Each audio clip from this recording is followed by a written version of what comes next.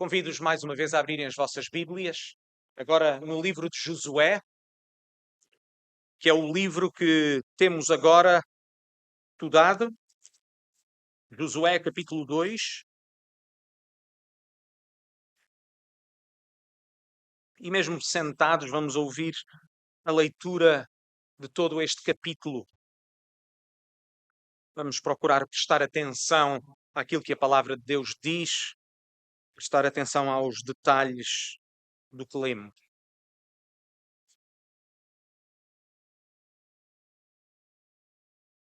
Diz-nos assim a palavra inspirada, infalível e inerrante do nosso Deus. E enviou Josué, filho de Num, 2 homens desde Sitim a espiar secretamente, dizendo: Andai e observai a terra e a Jericó. Foram, pois, e entraram na casa de uma mulher prostituta, cujo nome era Raabe, e dormiram ali. E deu-se notícia ao rei de Jericó, dizendo: Eis que esta noite vieram aqui uns homens dos filhos de Israel para espiar a terra. Pelo que enviou o rei de Jericó a Raabe, dizendo: Tira fora esses homens que vieram a ti e entraram na tua casa, porque vieram espiar toda a terra. Porém, aquela mulher tomou a ambos aqueles homens e os escondeu e disse: É verdade que vieram homens a mim, porém eu não sabia de onde eram. E aconteceu que, achando-se de fechar a porta, sendo já escuro, aqueles homens saíram.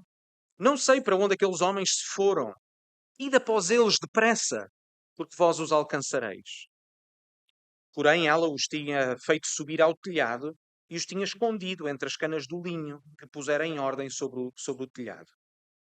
E foram-se aqueles homens após eles pelo caminho do Jordão até aos vaus. E fechou-se a porta, havendo saído os que iam após eles. E antes que eles dormissem, ela subiu a eles sobre o telhado e disse aos homens: Bem sei que o Senhor vos deu esta terra, e que o pavor de vós caiu sobre nós, e que todos os moradores da terra estão desmaiados diante de vós. Porque temos ouvido que o Senhor secou as águas do Mar Vermelho diante de vós, quando saíeis do Egito, e o que fizeste aos 2 reis dos amorreus, a Seom e a Og, que estavam de além do Jordão, os quais destruíste. Ouvindo isto, desmaiou o nosso coração.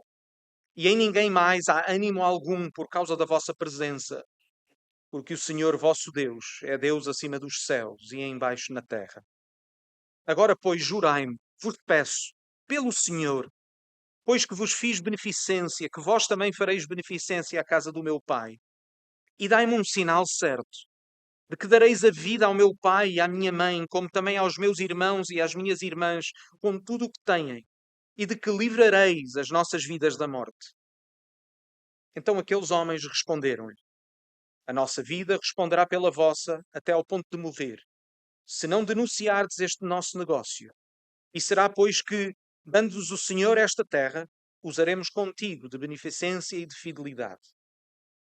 Ela então os fez descer por uma corda pela janela, porquanto a sua casa estava sobre o muro da cidade e ela morava sobre o muro.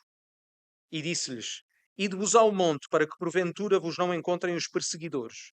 E escondei-vos lá 3 dias, até que voltem os perseguidores, e depois ide pelo vosso caminho. E disseram-lhe aqueles homens: Desobrigados seremos deste teu juramento que nos fizeste jurar. Eis que vindo nós à terra, atarás este cordão de fio de escarlata à janela por onde nos fizeste descer, e recolherás em casa contigo o teu pai, e a tua mãe, e os teus irmãos, e toda a família do teu pai. Será, pois, que qualquer que sair fora da porta da tua casa, e o seu sangue será sobre a sua cabeça, e nós seremos sem culpa. Mas qualquer que estiver contigo em casa, o seu sangue seja sobre a nossa cabeça, se nele se puser mão. Porém, se tu denunciares este nosso negócio, seremos desobrigados do teu juramento que nos fizeste jurar. E ela disse: Conforme as vossas palavras, assim seja. Então os despediu, e eles se foram. E ela atou o cordão de escarlata à janela. Foram-se, pois, e chegaram ao monte, e ficaram ali 3 dias, até que voltaram os perseguidores, que os perseguidores os buscavam por todo o caminho, porém não os acharam. Assim, aqueles 2 homens voltaram e desceram do monte, e passaram e vieram a Josué, filho de Num, e contaram-lhe tudo quanto lhes acontecera. E disseram a de Josué: Certamente o Senhor tem dado toda esta terra nas nossas mãos, pois até os moradores estão desmaiados diante de nós. Este é, porventura, este episódio histórico de Josué 2, um dos mais conhecidos em todas as Escrituras, especialmente para aqueles que, como eu, nasceram e foram educados no contexto da igreja. Ouvimos este episódio uma e outra vez. De forma resumida, o que acabamos de ler, lemos que Josué enviou 2 espias a Jericó, que ficaram na casa de uma prostituta chamada Raabe, e quando o rei de Jericó sabe e se apercebe da sua presença, procura capturá-los, e aquilo que nós vemos é esta mulher Raabe a protegê-los e a estabelecerem uma aliança em que os espias prometem salvar a sua vida e a vida da sua família quando os israelitas vierem para conquistar aquela cidade. Esta narrativa tem as características de uma grande história. Devemos reconhecê-lo. Existe uma razão para a qual este episódio seja contado vezes sem conta. Porque vale a pena, mais uma vez, dizer que o enredo só por si vale a pena. No entanto, notem, para não nos perdermos em pormenores ou em coisas secundárias, que embora o enredo, a história propriamente dita, seja muito boa, ela não foi a razão pela qual este episódio foi registado. O autor elaborou o texto de uma forma muito cuidada, mas para realçar uma mensagem central que se enquadra na história mais alargada que nós lemos no livro de Josué. Como alguns têm mencionado, este episódio tem uma estrutura quiástica. O que é que isto significa? Um quiasmo é uma estrutura literária, é um dispositivo literário em que as ideias são apresentadas de uma forma paralela. Portanto, o texto começa e termina de uma forma e vai em textos e em grupos e em pares até à ideia central que normalmente se encontra sensivelmente no meio da narrativa. E por isso é isso que nós vemos neste texto. Vejam como este episódio começa, o primeiro par.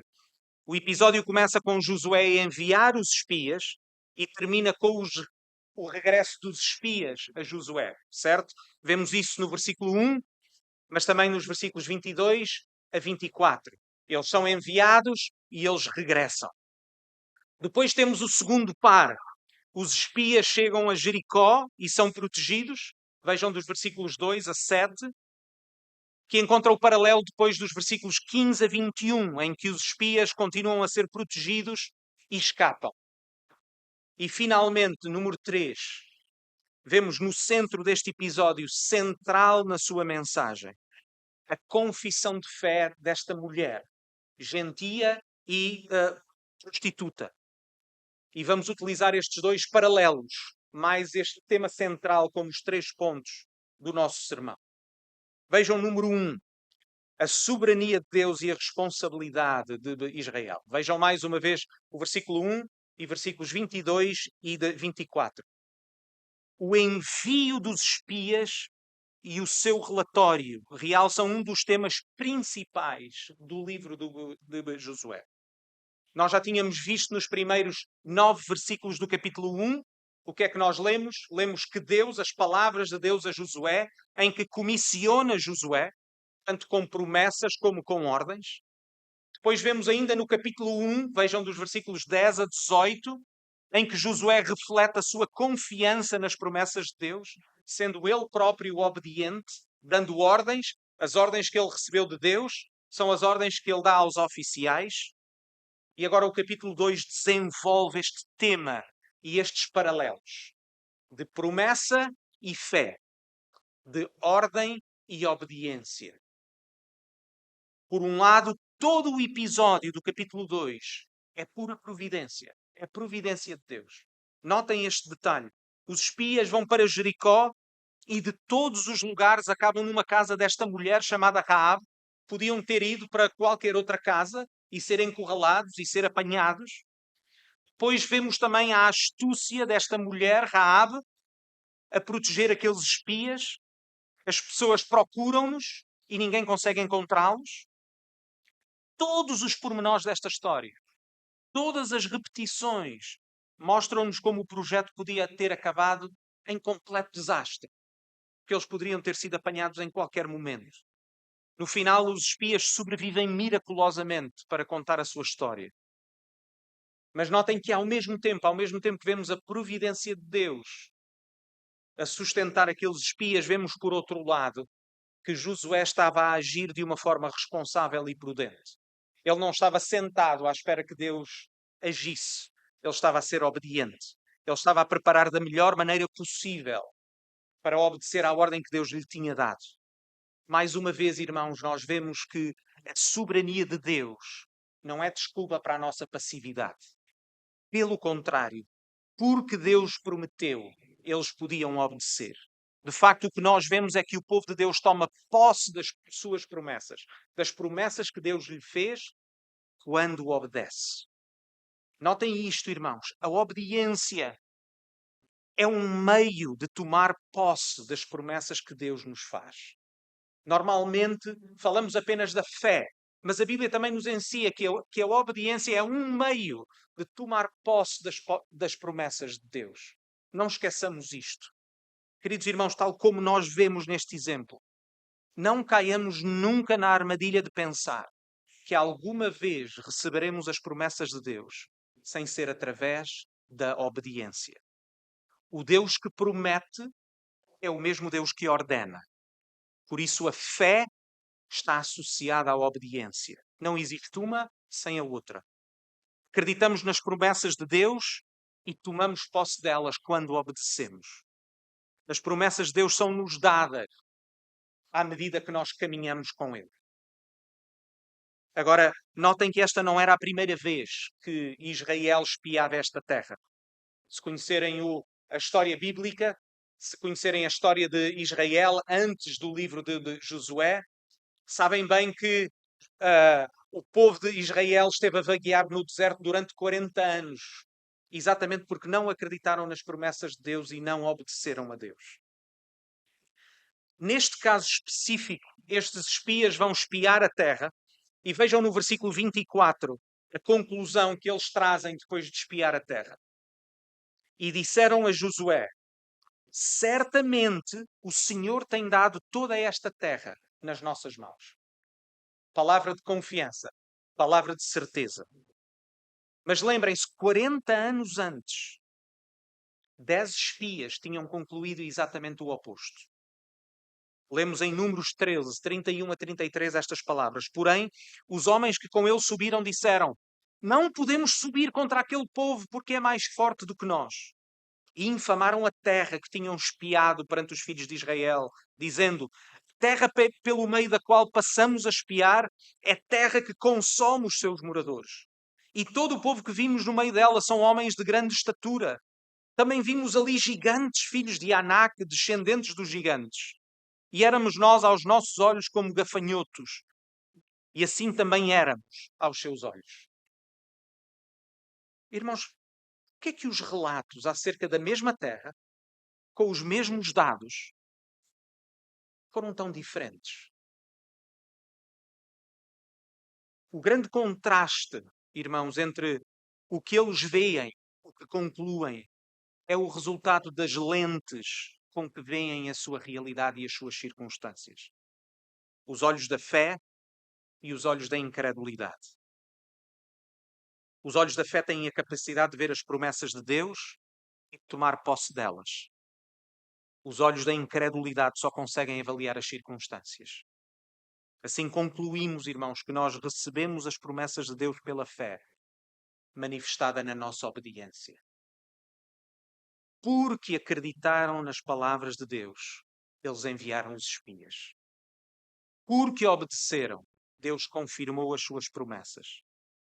O resultado da obediência é a segurança, é a certeza da nossa salvação. A fé leva à obediência e a obediência leva a uma fé ainda maior. Eu creio, logo obedeço. Eu obedeço, logo a minha fé cresce. Entendem, irmãos? O caminho para a maturidade cristã é o caminho da obediência. Número 2. Uma nova identidade. Vejam dos versículos 2 a 7 e 15 a 21. O segundo par desta estrutura, que é onde encontramos aquilo que não é a verdade central ou a mensagem central, mas é onde o enredo principal se desenvolve. Podemos vê-lo então nestes versículos, neste segundo par. Lemos o que é que eles fizeram e como é que foram providencialmente salvos. Contam-nos basicamente como chegaram à casa daquela mulher, como aquela mulher os protege e como eles escapam. Agora, irmãos, nós habituámos-nos a esta história e quando a ouvimos de novo, podemos nem sequer reparar nos pormenores deste enredo. E quero que os irmãos se lembrem deste pormenor. Raabe era uma cidadã de Jericó. Lembrem-se disto, irmãos. Raabe era uma cidadã de Jericó. Nós por vezes esquecemos da importância do significado e do valor da cidadania. A sua vida, a vida desta mulher, estava ligada à cidade e ao povo onde ela pertencia. Até por causa da sua própria segurança. Era por isso que havia cidades fortificadas, para a segurança dos seus cidadãos. Mesmo que os cidadãos morassem fora dos muros da cidade, se a cidade fosse ser atacada, o que é que os cidadãos faziam? Qual era um dos privilégios de ser cidadão? Era poder vir para dentro dos muros e ser protegido. Ser cidadão era algo importante, até para a própria sobrevivência. Irmãos, com alguma sobriedade, pensem no que Raabe fez, para depois pensarmos sobre o porquê que o fez. A decisão e as ações de Raabe são nada mais do que uma traição. Já pensaram nisso, irmãos? As ações de Raabe foram nada mais do que uma traição. Quando hoje lemos este episódio, pensamos do ponto de vista dos israelitas e por isso, e bem, Raabe é vista numa perspectiva positiva. Mas notem, para ajudar os israelitas, ela precisa de negar o seu próprio povo. Não há outra maneira. Não existe forma como ela se juntar aos israelitas e adorar o Deus Jeová e permanecer com uma perna do outro lado. Querer viver dividida entre uma coisa e outra. Ela trai o seu povo e compromete-se com um povo estrangeiro. Os homens que ela acolhe e protege são espias, cuja intenção é recolher informações sobre a cidade com o objetivo final de a conquistar, que significa a pena capital para todos os seus habitantes. Raabe faz parte de um povo e entrega-se a outro povo. Existe uma mudança radical de filiação na vida desta mulher. Como veremos no capítulo 6, quando Israel destrói aquela cidade, Raabe e a sua família vão ser salvos. Raabe está pronta a mudar a sua identidade e, consequentemente, a sua filiação. A sua nova vida, a sua nova identidade é agora definida por um novo Deus, um novo povo.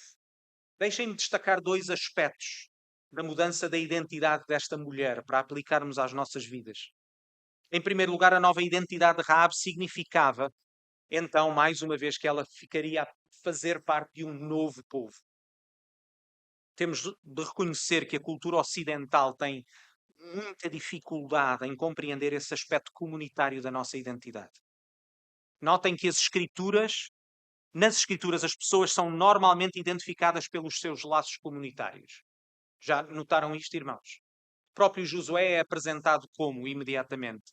É apresentado como Josué, filho de Num, da tribo de Efraim. Certo? É a sua identidade comunitária que define quem ele é. Hoje, pelo contrário, a identidade tende a ser definida em termos individualistas.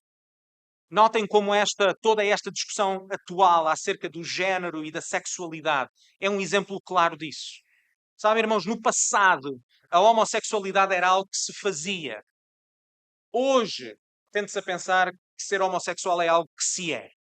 Já se aperceberam disso? As pessoas tendem a discutir e a dizer: eu sou homossexual porque é o que eu sou. Eu fiz uma cirurgia transexual porque não sou do género do corpo que tinha. Uma das principais razões para esta mudança é exatamente o facto das pessoas colocarem a sua identidade no eu. Eu passo a ser a razão de todas as coisas. eu passo a ser o meu próprio Deus, o centro de toda a realidade, à volta do qual toda a realidade e circunstâncias giram. Mas infelizmente, irmãos, isto também acontece na igreja. Por exemplo, nos meios evangélicos tem-se assumido cada vez mais uma visão individualista da salvação. E é esta falsidade que nós temos combatido uma e outra vez deste púlpito no último ano. Uma visão da salvação que passa a ser vista apenas na perspectiva de Deus e da pessoa. É tudo uma questão subjetiva e do que eu sinto. Irmãos, aquela que foi uma das verdades principais recuperadas pelos reformadores, de uma ênfase correta na salvação pessoal, em que a pessoa é salva por uma fé pessoal em Jesus Cristo, degenerou em individualismo. Eu e Deus. Irmãos, os reformadores ficariam doentes com tal deturpação de sua pregação. A salvação é pessoal, mas a relação de aliança estabelecida com Deus significa ser incorporado na igreja. Já pensaste nas imagens que a Bíblia dá para se referir à igreja? Quais são as imagens que nós lemos nas Escrituras quando se fala sobre a igreja? Fala-se sobre um povo, um corpo, um edifício, um templo, um rebanho. Os laços entre os membros são assumidos como muito estreitos, de maneira que um membro não pode pensar em si mesmo de forma isolada. Nós somos a igreja. A aliança estabelecida por Deus na pessoa do Senhor Jesus tem como foco não apenas um grupo de indivíduos independentes, mas um povo composto por todos aqueles que estão em Cristo e com os quais entramos numa relação de aliança. Não se trata apenas de Deus e eu, mas de um povo que pertence a Deus. Por isso, meus irmãos, a conversão deve também ser a rejeição do individualismo que nos caracterizava quando éramos incrédulos. A nossa identidade muda quando mudamos a nossa filiação com Deus. Porquê? Porque nos tornamos filhos de Deus. A nossa identidade muda ao mudarmos a nossa filiação com um novo povo. Uma vez que somos filhos e filhas, temos agora uma nova família. Somos irmãos e irmãs. Não podemos ter uma nova relação com Deus. Não podemos tornar-nos um filho ou uma filha de Deus sem nos tornarmos também irmãos e irmãos de todos aqueles que estão unidos ao Senhor Jesus. Entendem isso, irmãos? É parte da nossa identidade. Em segundo lugar, a nova identidade de Raab significava também uma mudança de vida. Significava uma nova filiação, um novo povo, mas também uma mudança radical na sua vida. Significava arrependimento. Ela teve de renunciar à sua antiga vida e aos seus antigos deuses. Hoje a conversão deve significar também uma mudança de filiação. Deve significar também uma renúncia a uma vida antiga, a deuses antigos. Quando a nossa filiação muda, a nossa identidade muda e, consequentemente, toda a nossa vida muda. Como Paulo escreveu à igreja de Colossos, em Colossenses 1, 13 e 14, diz-nos: Ele, referindo-se a Deus, libertou-nos do domínio das trevas e transferiu-nos para o reino do seu Filho amado, no qual temos a redenção, a remissão dos pecados. Paulo faz e dá esta ilustração como uma mudança de reino, não diferente de todo da mudança de Raab, de um reino para o outro, de um povo para o outro povo, de um Deus para o outro Deus, de uma vida para uma nova vida. O que é que isto significa na prática? Significa que a vida dos crentes deve ser muito visível da de um não crente. Permitam-me dar um exemplo rápido. Nas palavras do Senhor Jesus em Mateus 6, 19 a 21 e depois versículo 24. Quando o Senhor Jesus nos diz, por exemplo, isto: Não ajunteis tesouros na terra, onde a traça e a ferrugem tudo consomem, e onde os ladrões minam e roubam. Mas ajuntai tesouros no céu, onde nem a traça nem a ferrugem consomem, e onde os ladrões não minam nem roubam. Porque onde estiver o vosso tesouro, aí estará também o vosso coração. Ninguém pode servir a dois senhores. porque ou há de odiar um e amar o outro, ou se dedicará a um e desprezará o outro. Entendem, irmãos? Raabe não podia continuar a ser de Jericó e ser de Israel ao mesmo tempo. Da mesma maneira que nós não podemos tornar-nos cristãos e continuar a viver da mesma forma.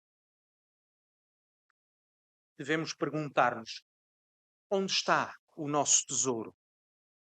Está na eternidade, como já lemos hoje, como lemos, por exemplo, em Hebreus 11, de todos aqueles homens e mulheres que viveram pela fé porque esperavam esta eternidade, esta cidade celestial? Vivemos para a eternidade, para a vida que o Senhor Jesus prometeu que nos daria?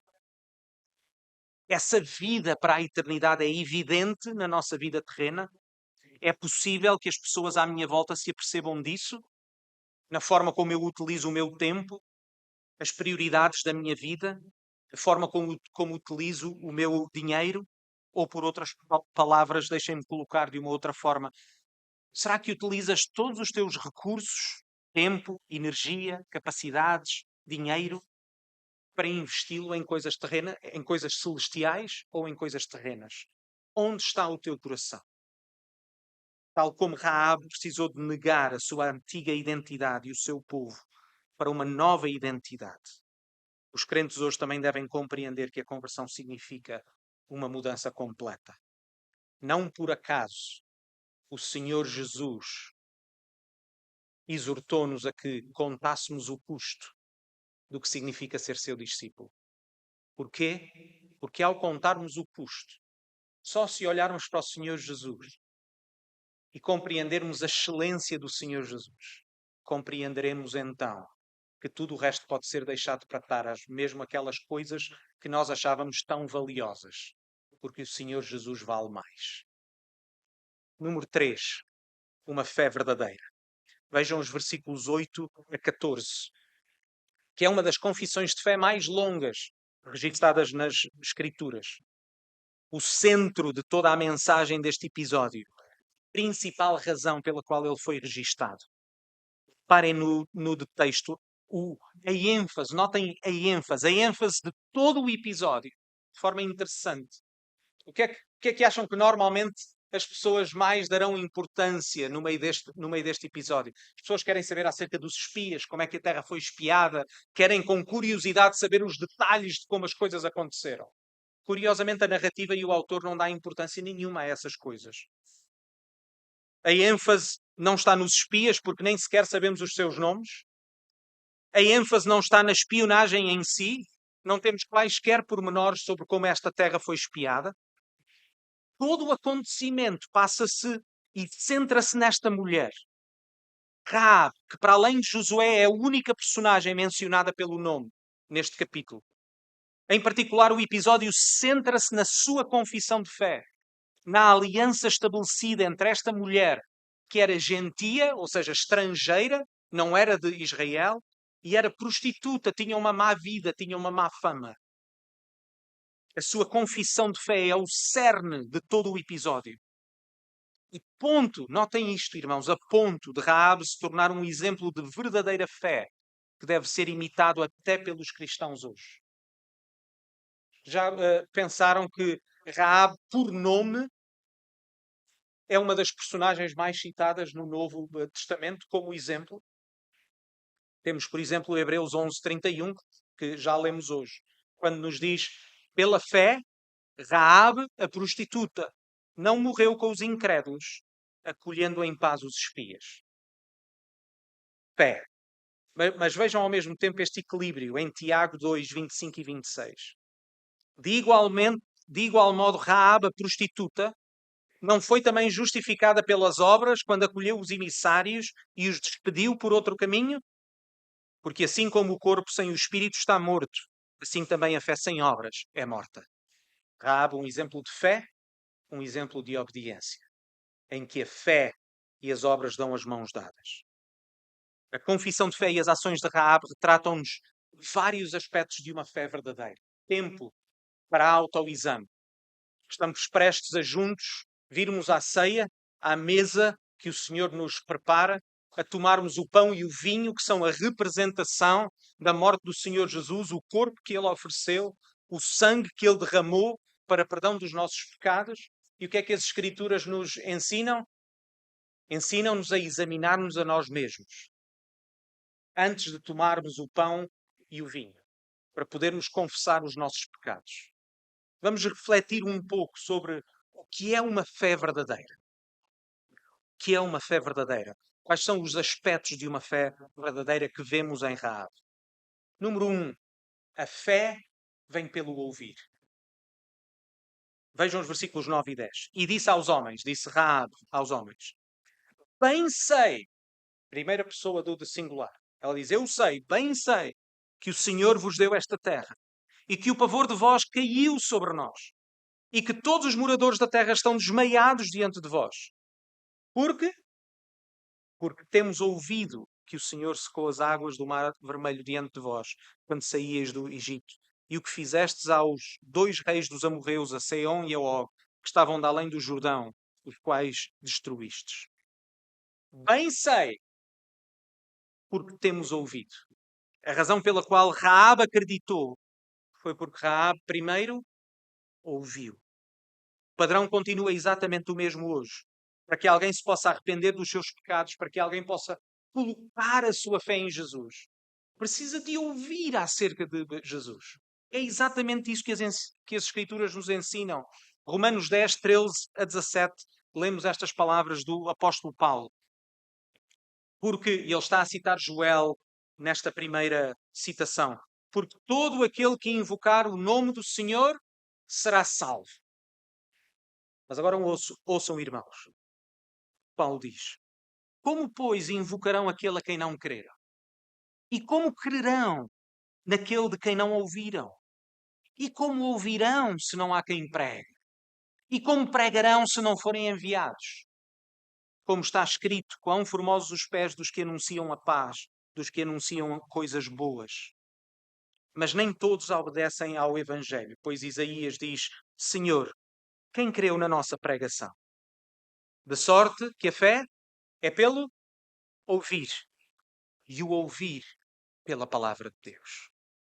Amados irmãos, não esqueçamos que é necessário que o Evangelho seja anunciado, não apenas deste púlpito, mas também nos nossos relacionamentos pessoais. Porque a salvação não é possível sem que a mensagem do Evangelho e das boas notícias seja ouvida. Por outro lado, notem também que o crescimento na fé vem também pelo ouvir. Porque a palavra foi escrita também para a nossa edificação e para o nosso crescimento. É por isso que a palavra é central no nosso ato de culto. É por isso que ela é lida. É por isso que oramos. É por isso que cantamos sempre centrados na mensagem do Evangelho. Para a nossa própria edificação. Número 2. Jeová é um Deus pessoal. Raab ouviu falar desse Deus, cujo nome era Jeová, o Deus dos israelitas. E sei que os irmãos não leem essa palavra Jeová nas vossas traduções, até porque não sabemos exatamente como seria pronunciado. Mas cada vez que os irmãos veem Senhor em maiúsculas, é exatamente ao nome do Deus da aliança que Deus revelou a Moisés a que se refere. É o Deus Jeová, o Deus da aliança. Deus não é, queridos irmãos, uma ideia, uma definição abstrata. O nosso Deus é pessoal. A relação de Deus com o seu povo faz-se por meio de uma aliança. Ele relaciona-se conosco. Portanto, Raabe conheceu Deus. Como? Pelo que Deus fez. Por causa do que Deus fez, Raabe pode concluir, versículo 11. Porque o Senhor vosso Deus é Deus acima nos céus e embaixo na terra. Raabe não aprendeu um simples conceito ou ideia. Raabe não está simplesmente a referir a alguma coisa que disseram para ela decorar. Não, Raabe ouviu o que Deus fez e depois conclui: o vosso Deus é o Deus dos céus e da terra. Porque ela ouviu sobre o que Deus fez. Número 3, o temor do Senhor. Raabe, assim como toda a cidade de Jericó, diz-nos o texto que estava aterrorizada. Vejam o versículo 11. Ouvindo isto, desmaiou o nosso coração. e em ninguém mais há ânimo algum. Irmãos, deixem-me dizer isto, deixem-me começar pelo quadro negro. Não existe verdadeira conversão, verdadeira fé, sem o temor a Deus, sem a consciência de que estamos debaixo da justa condenação de Deus por causa do nosso pecado, por causa da nossa rebelião contra Deus. É por isso que chamamos as pessoas ao arrependimento e à fé. É isso que a conversão é. Arrependemos-nos porque compreendemos os nossos pecados, compreendemos o nosso estado de miséria perante Deus. É isso que é salvação. Porque é que nós anunciamos as boas novas da salvação? É porque as pessoas precisam de ser salvas. Porque as pessoas estão debaixo da condenação de Deus por causa dos seus pecados. E como é que as pessoas vão estar conscientes dessa condenação? Caso não estejam conscientes dos seus próprios pecados. Este é talvez um dos elementos mais cruciais que se perdeu no cristianismo ocidental. Sabem, irmãos, porque é que muitas vezes podemos desprezar a cruz do Senhor Jesus? Sabem porque é que podemos não compreendê-la? De certa maneira, existe a tendência nos dias de hoje de substituir o Deus verdadeiro por uma outra forma de Deus, um certo Deus impotente, inofensivo, domesticado, que apenas se apresenta às pessoas como um pedinte da atenção das pessoas e que existe para as servir. Mas não é, queridos irmãos. Deus é Deus. Ele é o Criador, Ele é o Senhor de todas as coisas. O problema é nosso, não é de Deus. A oferta é para nós, não é para Deus. Deus não precisa de nós, de alguma maneira. Nós é que existimos e continuamos a respirar e os nossos corações continuam a bater porque Deus nos sustenta a cada dia. Somos nós, somos os pedintes, não Deus, porque Ele é Deus. E quando compreendemos estas coisas, quando compreendemos e temos consciência dos nossos pecados, quando temos consciência de que Deus é justo em condenar-nos pelos nossos pecados, então, ponto número 4, existe um pedido de misericórdia. Vejam o versículo 12.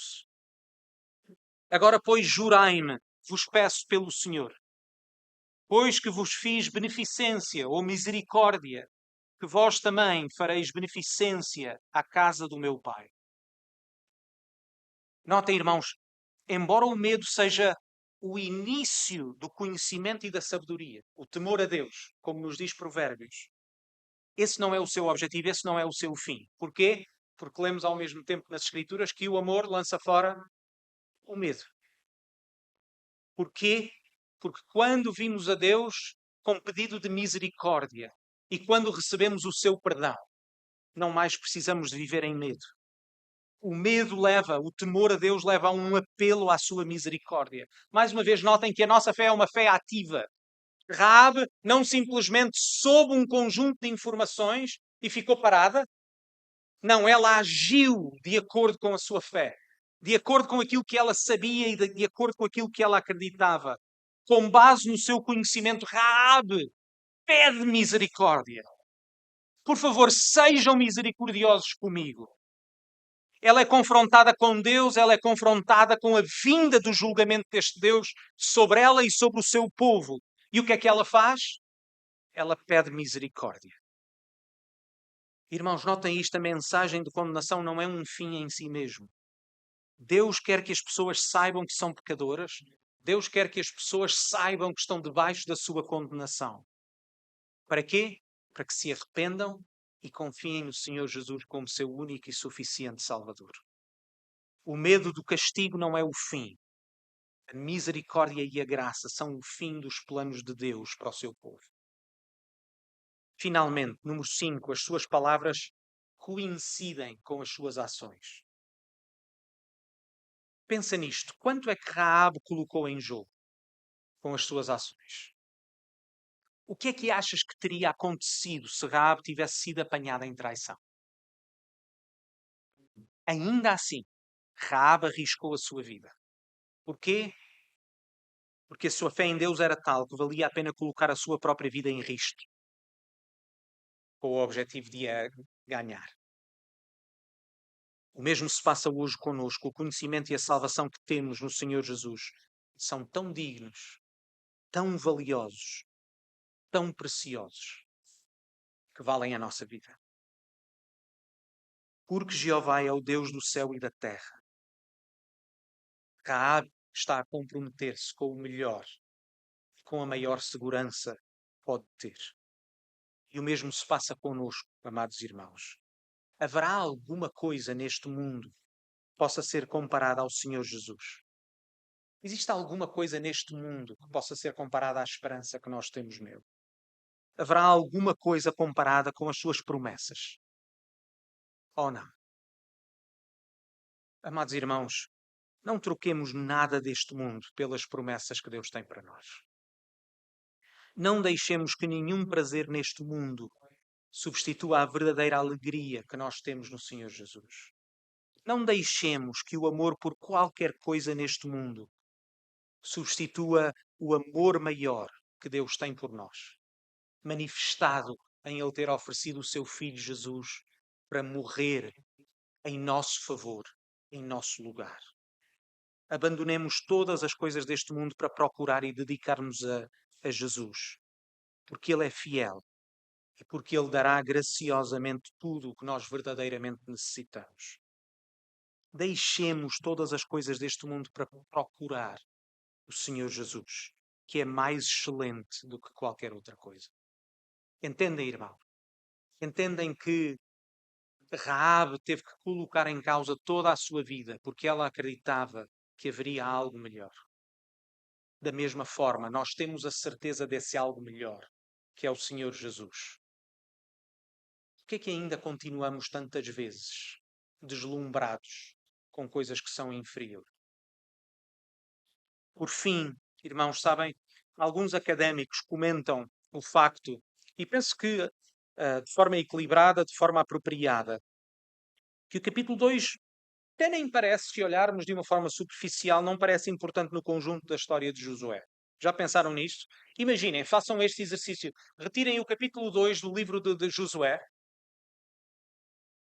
e vão encontrar que a história desenrola-se naturalmente, sem aparentemente perdermos muitos dos detalhes ou algo importante para o desenrolar da história. A pergunta que fica então é: porquê então registar este episódio? Raabe não é retratada como uma mulher piedosa que vivia em Jericó e que agia com bondade para com o povo de Deus. Não. Ela é uma prostituta, ela é estrangeira, ela é gentia, ela não pertence ao povo, ela é uma grande pecadora. Notem isto, irmãos, a mais improvável das pessoas é retratada como aquela que Deus usa, como aquela que Deus salva. O que é que esse facto nos ensina? Podíamos dizer que Raabe tinha tudo contra ela. Tendo em conta, irmãos, notem o significado simbólico do adultério, da prostituição nas Escrituras, na lei de Moisés. Pode dizer-se que Raabe era a pior das pecadoras, a mais improvável das convertidas. Irmãos, poderíamos eventualmente esperar uma pessoa piedosa na cidade de Jericó e que essa pessoa, por causa da sua piedade, pudesse ser poupada. Mas uma prostituta, a pior fama. Oh, queridos irmãos, Raabe é o exemplo perfeito e o vislumbre do plano final que Deus realizou em Jesus Cristo. Alcançar todas as nações e salvar até o pior dos pecadores. Raabe não foi rejeitada por ser estrangeira ou por ser prostituta. Meus irmãos e amigos, o Senhor Jesus não se tornou homem para salvar pessoas boas. Porque o próprio Senhor Jesus disse em Lucas 5:32: eu não vim chamar os justos, mas sim os pecadores ao arrependimento. Ora, este é o plano que Deus tinha desde o início. Este é o plano que Deus tinha quando chamou Abraão. Lembram-se? Em Gênesis 12, 1 e 3, lemos: ora, o Senhor disse a Abraão: sai-te da tua terra, da tua parentela, da casa do teu pai, para a terra que eu te mostrarei. E far-te-ei uma grande nação, e abençoar-te-ei e engrandecerei o teu nome, e tu serás uma bênção. Abençoarei os que te abençoarem e amaldiçoarei os que te amaldiçoarem. E em ti serão benditas todas as famílias da terra. Por isso, o que lemos depois em Josué capítulo 6, quando a cidade é destruída, é apenas um vislumbre daquilo que Deus sempre desejou e cumpriu no Senhor Jesus. Quando lemos em Josué 6:25, assim, deu Josué vida à prostituta Raabe e à família do seu pai e a tudo quanto tinha. E habitou no meio de Israel até aos dias de hoje, porquanto esconderam os mensageiros que Josué tinha enviado para espiar a Jericó. Queridos irmãos, Raabe encontrou misericórdia. A gentia estrangeira, prostituta, a pessoa mais improvável, procurou a misericórdia de Deus e encontrou-a. Entendem estas coisas, irmãos? É a graça de Deus que é capaz de ir além do nosso entendimento. Muito além do que podemos imaginar. O mais chocante, irmãos, é que, se continuarem a ler as Escrituras, ao começarmos a ler o Evangelho segundo Mateus, vemos que Raabe não apenas foi aceite no povo de Deus, não apenas foi salva, mas que na sua graça, uma graça que para nós é incompreensível, Deus usa e lhe deu a graça de fazer parte da linhagem do Senhor Jesus. Entendem porque é que este episódio está relatado no livro de Josué? Porque nos planos de Deus, Raabe já estava destinada a fazer parte desta linhagem de salvação. Quando nós lemos em Mateus 1, 5 a 6, e Salmão gerou de Raabe a Boaz, e Boaz gerou de Ruta a Obed, e Obed gerou a Jessé.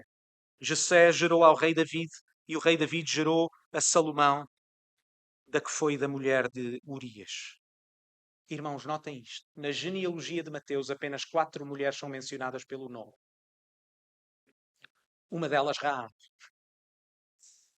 para mostrar como a graça e a misericórdia de Deus estão muito acima da nossa compreensão. Como a sua salvação vem das formas mais improváveis, mas debaixo da soberania e da providência de Deus. Raabe foi restaurada como pessoa. Abandonou a sua vida antiga, casou-se, teve filhos, um dos quais se chamava Boaz, bisavô do rei David. E mãe, avó, afastada do Senhor Jesus. E Deus continua a estender a sua misericórdia e a sua graça a todos aqueles que o procuram através do Senhor Jesus. Irmãos, a igreja não é um clube exclusivo para pessoas boas, mas sim uma família de pessoas arrependidas. A igreja é um hospital para doentes, onde os miseráveis encontram misericórdia e graça aos pés da cruz do Senhor Jesus, que morreu por todos os tipos de pessoas que têm apenas uma coisa em comum. Somos pecadores redimidos. Somos pecadores arrependidos. E esta misericórdia só é possível através do Senhor Jesus. É por causa dele. E a última exortação são as palavras do autor aos Hebreus, no capítulo 4, versículo 16. Por causa destas coisas. Porque temos este Deus. Porque o Senhor Jesus morreu e ressuscitou por nós. Logo então, cheguemos, pois, com confiança ao trono da graça, para que possamos alcançar misericórdia e achar graça, a fim de sermos ajudados em tempo oportuno. Vamos orar. Pai do céu, somos o que somos pela tua graça. Vimos a ti com confiança, não mais com medo. Vimos a ti em grande gozo e em certeza que ouves as nossas orações e que nos recebes na tua presença, porque o fazemos através do teu Filho Jesus.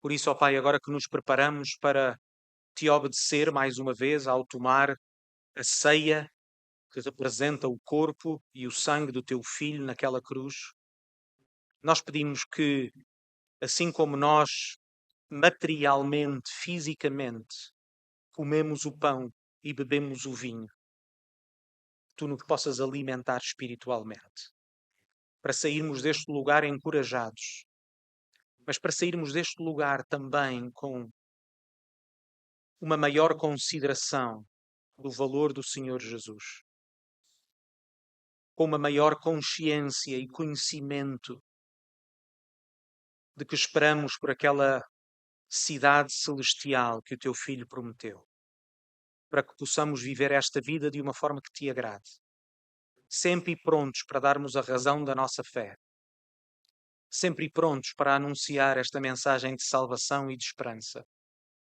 E aquilo que pedimos, ó Pai, ser gracioso conosco ao ponto de nos usar como teus instrumentos para a benção de outros, para que muitos mais venham a esta fé e a esta esperança. É no nome do Senhor Jesus que nós oramos. Amém.